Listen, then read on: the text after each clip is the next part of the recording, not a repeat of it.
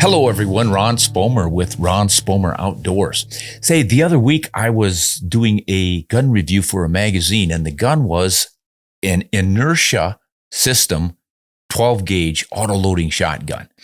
And as I was working with it, I thought, this is really familiar. It reminds me a lot of the Benelli. Didn't I do a review of a Benelli once? I went back into my old videos, and I don't know, about 10 years ago, 8 years ago, I did do a video review of the new Benelli shotgun, the model they called the Ethos, which is sort of your traditional walnut stock blued upland hunting gun. And then I thought, wait a minute, I used a similar gun for one exciting exotic waterfowling hunt up in Alaska, at the end of the Alaska Peninsula. So I thought, I am going to go back through this video and just see how similar this Benelli is to this gun that I recently reviewed for a magazine, and see exactly what's going on here. So I thought I would review this video with you and revisit what at the time was the newest version of the Benelli inertia drive system shotgun, the Ethos, and just see if anything has changed, both in my impressions of these guns and the way I handled it, and probably me myself. I suspect I'm going to look a little bit younger in this video. Let's see if we can get it to play. Oh yeah. Ooh, I still like that introduction. I'm sorry, I just like that. Benelli has been building auto-loading shotguns on its inertia-driven system for a long time. The new Ethos is the ultimate refinement of that system. They've just tweaked everything so that it works more smoothly than ever. And I've been handling this in the field, hunting quite a bit with it, and I've got to say I'm impressed. It does what they say it's going to do. It will handle any shot size from 7/8 ounce up to 1 7/8. The Benelli Ethos is designed to shoot almost any shell interchangeably. We're going to do a little experiment here. Start off with a 2 3/4 inch, 1 ounce load of lead shot. Then we're going to say what's happening here is kind of a standard we do with auto-loading shotguns. One of the functions you can test with an autoloader is whether it will handle a variety of shells, not just whether it's chambered for a 2 3/4 inch or a 3 inch or a 3.5 inch, but if it can handle light loads as well as heavy loads, because not all of them do. Especially some of the gas guns. And how do you make the adjustment between the pressures of a lighter load and a heavier load? You know, if you set the gun up to handle the heavy loads, it will not cycle if you just use a light load like a 1 ounce or even a 1 1/8 ounce load. And if you set it up to easily handle those loads for trap shooting and skeet shooting and such, and then you go to a big heavy goose load, it beats the gun up, it beats you up, and it might not function very well. That way you can even break things. So one of the tests we like to do with autoloaders is to shoot all of the different options in shells and see if it will function properly and cycle and load them. And that's what I'm going to do here. Do a steel shot, again, a 2 3/4 ounce shell and a 1 ounce load. But then we're going to step up to a 1 1/8 ounce Magnum 3 inch steel shot load. Then step down to a lead shot load that's 2 3/4, but it has 1 1/4 ounce of shot. And finally a 3 inch Magnum lead load, 1 7/8 ounce. That's about as much as you can cram into a 12 gauge.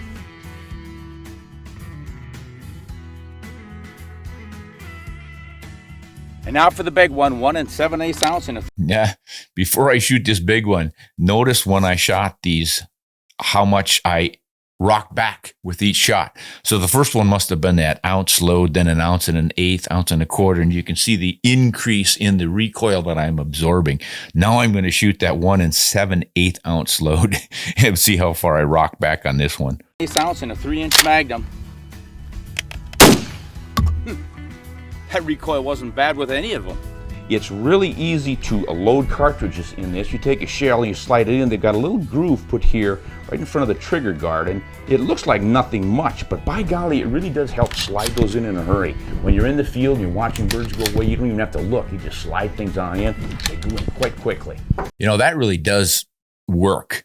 I didn't think it was that big of a deal. It's just kind of a sales gimmick. But boy, when I was on that waterfowl hunt, up in the rain and the cold and the snow and everything else, that thing really helped slide things in. I've had some shotguns over the years that had it was just a challenge to get that magazine loaded. Just kind of rough edges and everything sharp. And if you didn't have everything lined up and squared up just right, it was a little bit tough to load. So that's a small feature, but it really ends up being pretty. Just improved all of this. The little loading gate down here, the ramp that lifts the cartridges up. That thing works a little better than usual, and it's all nicely rounded. I had some shotguns where I snag my finger and actually get cut on some of those edges, and they've got everything smoothly rounded here. It's just really quite functional in the field. Press the button here, of course, and that kicks the shell out. It's on the loading ramp. Now it's going to come up, and I can kick it out without even closing the bolt, so there's no danger of anything firing. Unload the thing pretty simply that way. Lock it open, same way. Now, what I didn't show here and should have is that you can unload that by just pushing the button to get the cartridges to kick out of the magazine. I think you can push that loading gate up and then do that, and they'll kick off into your hand. Perfectly safe. It's got a real easy closing on this bolt. They put a little ball detent in there, and you just pull that bolt back slightly. Look at that. It always closes. All right. I didn't remember that. This was when they first came out with that improvement on the Benelli to cure the infamous Benelli click. Now, in this particular system, this inertia-driven system, what happens is the rotating bolt head that locks the shell into battery kicks back after a slight delay. So the recoil of the shot brings the gun back and you back while the bolt is essentially floating. And that recoil energy then, it compresses a small spring, well, it's actually a pretty stiff spring, inside of the bolt body, and that then drives or pulls the bolt head out a split second after you fire. So the shot's down the barrel and gone. The gun is recoiling. That sets the action going in that floating bolt to unload the shell, kicks it back, and then there's a spring in the butt that pushes everything forward again to function the system. An inertia system. It's different from the gas systems, obviously, and the reason why people like it is it's so clean. With a gas system, you're bleeding a little bit of the expanding gases out of the barrel, about halfway down, and then that comes back into the action to function it, and things get carbon fouled. Don't get that with an inertia system. But one of the glitches to this inertia system is because that bolt is rather free floating inside of there, some inertial jerk, like putting the gun down hard on its butt, can kick it back just enough so that the rotating bolt comes out of battery. It's no longer locked. The gun won't fire. So what would happen with the infamous Benelli click with waterfowlers, you'd shoot at some ducks, set the gun down in the blind a little bit hard on the butt, and it would pull that bolt out of battery just enough so that it wouldn't fire. The next time some ducks came in, you grabbed your gun and you went click, and there was no bang because it wasn't really fully in battery to fire. It drove people nuts. So you could learn to work with it just every time you had to make sure you had that bolt shoved forward all the way and locked in. This new disc ball detent that I mentioned here is what Benelli did to fix that. They rigged it up with a spring inside so that the least little bit of pressure on that bolt handle would lock that thing up again. It wouldn't stay open. Got all sorts of options to custom fit this. Let's cover those quickly. You've got a pile of shims right here, and they let you adjust the cast off and on that stock, and also up and down so you can change your comb height. Now, this might seem like a little thing just for additional sales gimmick, like shims, big deal. But it really is a big deal, or it can be. If you understand shotguns, you understand that the accuracy of you shooting with a shotgun is dependent upon that shotgun fitting your body shape, because the shotgun is designed to point where you're looking. That means you have to bring it back to the same location every time and keep your head on the stock so that it and your eye are looking at the same thing, the same plane. No looking at a sight and lining things up and adjusting it. You just focus on your target, stay concentrated on that, and the gun fits you to shoot where you're looking. And that is done by adjusting the stock's cast or camber, like away from your face, a little more into your face so that it lines up with your eye, and then also up and down on the comb height. These little shims that don't look like much really make a difference. So if you buy a modern pump action or auto loader, you will generally get these shim kits with it, and they are worth experimenting with. You can do your pattern testing to see if you're shooting a little bit high, low, left, or right, and then interchange these little shims to see if it puts your shot exactly where that barrel is pointing. Seems like a small thing, but it's a big deal in shotgunning, so it's a nice feature. You can put in a replaceable little comb right there. That's a flexible rubber, so it's not going to bite you up against the cheekbone. And if you want a higher version, you can go inside here, pop this out, put a different one in. Just have to take off the butt pad.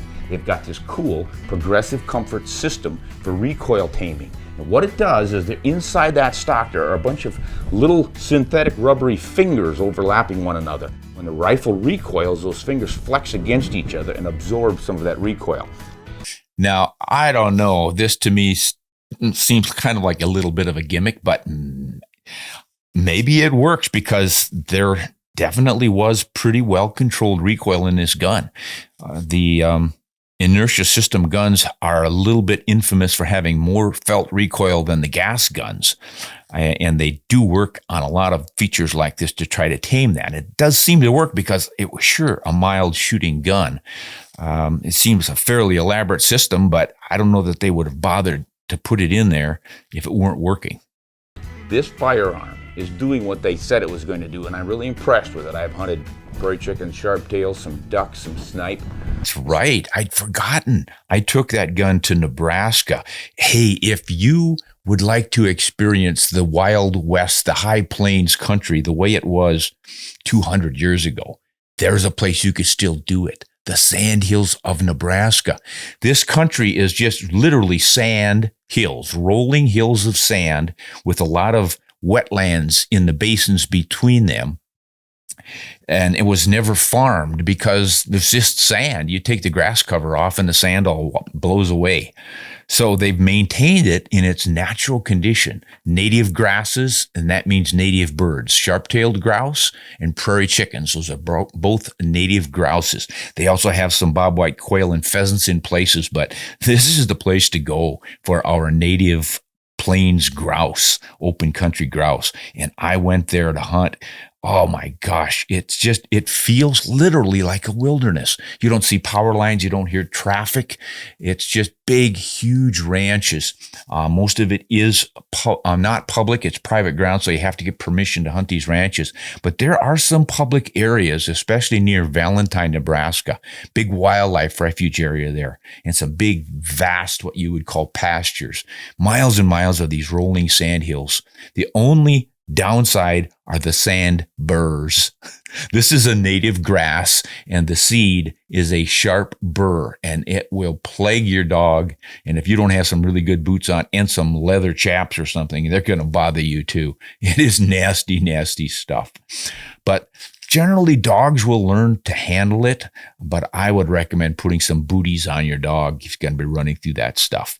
But the grouse, man, we had some great grouse hunting there. And some doves. I've shot a lot of rounds through it. A lightweight 12 gauge that doesn't kick like one. It's quite light, about 6.5 pounds, and it comes up to my shoulder quite naturally. Gosh, I hit the first 8 grouse I shot at with this shotgun, and that's pretty amazing. It's got a nice natural fit for me, and I like it. It performs the way it's supposed to perform, and that's what you want with an auto-loading shotgun. Benelli's new Ethos. Give it a look. Ah, there's the Niobrara River in the background. That is a gorgeous semi-wilderness river too. That was one of the last places in the country where outlaws could escape. That was known as the Outlaw Trail along that river because it ran back through these sand hills where there are really very few or no towns yet. And it was the uplands further to the north into South Dakota were settled and farmed. And then once they got out of the sand hills in Nebraska, they were settling and farming. But there's a vast area in central to western Nebraska where these sand hills are. And this Niobrara River runs through there. Beautiful wooded river with lots of springs to feed it. You get waterfowl and turkeys and whitetails and mule deer and elk and just all kinds of wildlife in that country. Nebraska's got a lot going for it, folks. Now, I told you about this waterfowl hunt in the Aleutians. I took this Benelli shotgun in a waterfowl version with all the synthetic stocks and the camouflage and everything. And we hunted around Cold Bay, Alaska, which was a World War II military installation to protect from invasions from the Japanese potentially. And now the airstrip is still there. Commercial airlines fly in and out to supply some of the local villages out there. Almost everything is reached by boat or plane out there. And there's an outfitter who moved, I think, from Wisconsin into Cold Bay, and he started outfitting for waterfowl hunting, and that's where I hunted. Can't remember the name of the place or the gentleman who did it, but he had a very good operation. And we would go out into the bay, the saltwater bay, and hunt Pacific brant, which is a goose, eider, harlequin ducks, which is a real treat, long-tailed ducks, which used to be called the old squaw, gorgeous bird with a long black tail. It's the eider, scoters, white-winged scoter, surf scoter, black scoter, just a lot of waterfowl that you don't see in the regular continental U.S. You're way out there, just at the start of the Aleutian chain. You're at the very tip of the Alaska Peninsula. And it is a grassland, wetland, swampy sort of wilderness area with mountains in the background and literal volcanoes that are smoking. I've forgotten the name of the volcanoes, but what a landscape. At any rate, we're out there hunting in small layout boats, floating with water to make a couple of inches from coming into this layout boat. So you're lying there looking down your toes at the water, and you got some decoys around you, and here come the brant flying just off the surface of the water. And then when they're in range, you just sit up, they flare, and you just have perfect shots. And there were many, many brant flying. So we had beautiful brant hunts, and then we would go out into the open bay and hunt for the harlequins and the long-tailed ducks and the eiders and everything. And it was kind of a collection. The interesting thing was that this outfitter was kind of a gourmet at preparing the meats. And you often hear that these sea ducks don't taste all that good. I don't know what he was doing, but man, were we having seconds, especially on the brant. Those things were outstanding. But we ate a little of everything, and it is all quite palatable. So don't kid yourself. If you know what you're doing, those sea ducks can be quite tasty. So the Benelli shotgun was withstanding a lot of rain. It would just pour. A couple of times I thought if the boat that took me out and left me in that little layout boat didn't come and get me soon, I would be underwater from what was filling up from the rain. It was just pouring out there. So it was pretty rough, and the shotgun never missed a beat. And the detent system to keep that bolt head locked into battery worked beautifully. We never had any Benelli clicks. I never had any. So that was really a treat. And that's where I used that shotgun the most. So works in the uplands, works in the wetlands, works in nasty weather, works in the nice weather. I think they've got that inertia system pretty well down. You might want to check out the Benelli inertia system shotguns someday. Hey, this is Ron Spomer. Thanks for listening. Hunt honest and shoot straight. We'll see you next time.